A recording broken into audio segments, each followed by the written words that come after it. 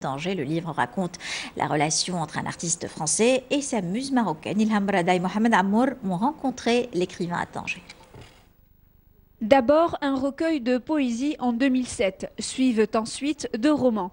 Permettez-moi de vous répudier en 2008 et À mes amours tordus en 2010. Mokhtar Chaoui ne s'arrête pas. Son dernier opus est achevé, un autre roman intitulé La Cosette de Tanger. Nos poèmes d'enfance, d'adolescence, et j'ai rassemblé un petit peu ces poèmes, je les ai publiés, mais je me sens mieux dans le roman.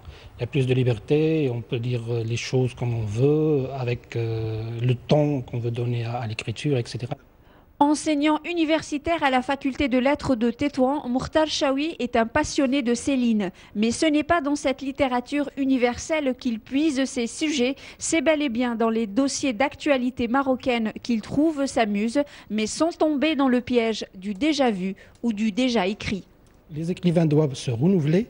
Moi, je pense qu'un écrivain ne doit pas se contenter de répéter ce qui a été dit, ce qui a été déjà dit par Shraibi ou par Khaireddin, etc. C'est déjà dit, il faut trouver d'autres thématiques.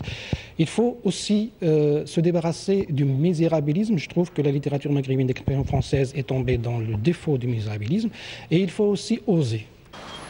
Oser, voilà donc le secret et la devise de Mokhtar Chaoui. Son dernier ouvrage, La Cosette de Tanger, est un hymne à l'enfance et à la perle du Détroit, une ville qui continue d'inspirer les écrivains. La parution du roman est prévue courant 2012.